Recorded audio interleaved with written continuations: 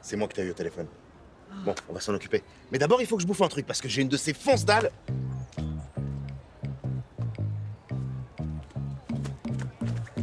Allez. Y a plus rien? Bah non, y a plus rien. Désolé.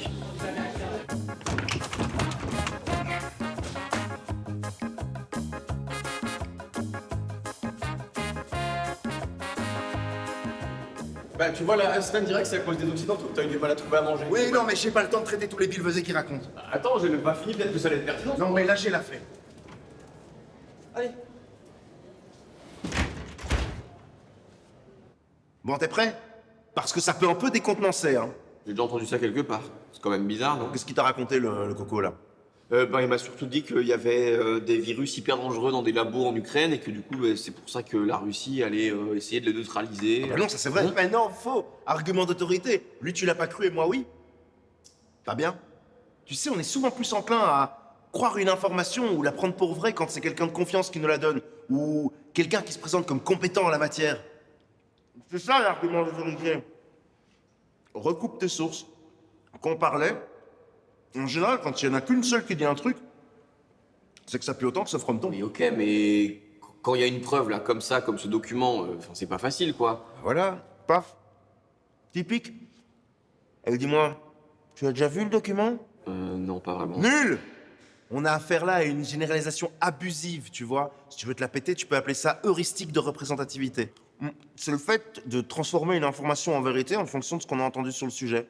Et ça, en général, ça amène à dire des conneries.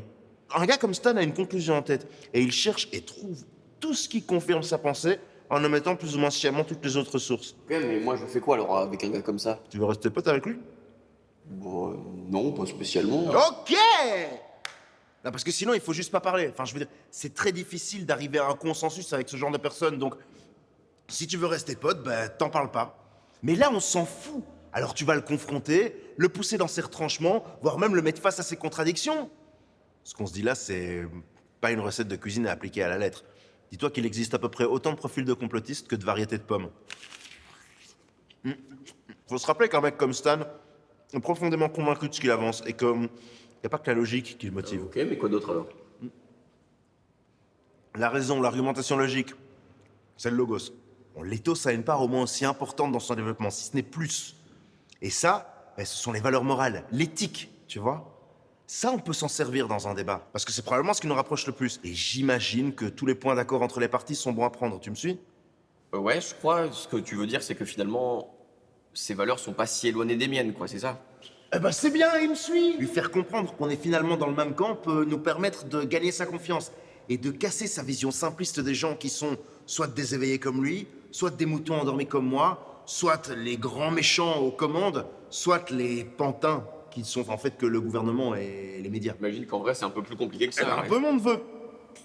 C'était pas bon ce que j'ai mangé. Non, parce que le Stan, là, il dit peut-être que des conneries, mais si on continue à se foutre sur la gueule, plus le réchauffement climatique, on va déguster. Il faut qu'on se retrouve en bibliothèque. C'est en terrain connu qu'on a le plus de chances de l'avoir. Et puis, si jamais ça fonctionne pas, on pourra toujours lui balancer des arguments de bouquins scientifiques à la gueule. Et s'il veut pas les lire? Non, moi je parle littéralement de lui balancer des livres à la gueule. Hein. Alors, j'ai faim. J'espère que t'es prêt.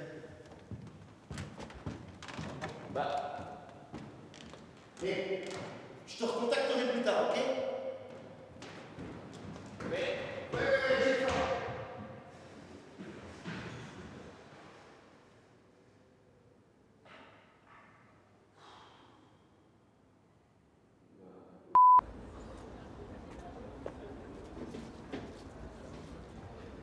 C'était quand même beaucoup d'infos. Hein.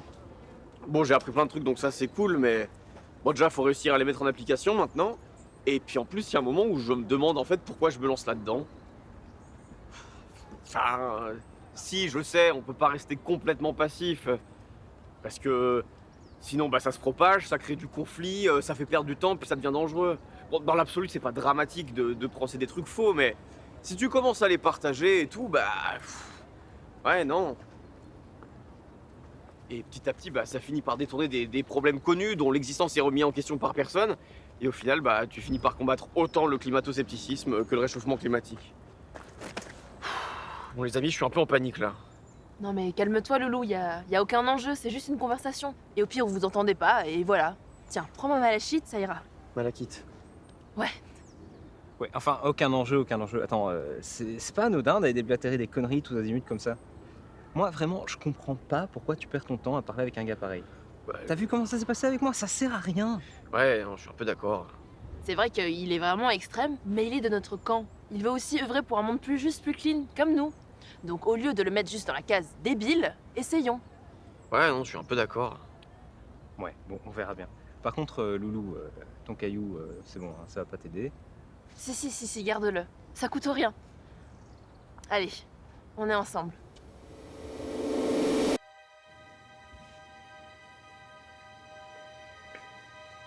Il n'y avait pas de bibliothèque, alors il va falloir faire ça ici. Ok, mais je fais quoi? Je sais pas moi, invoque-le. Fais ton truc.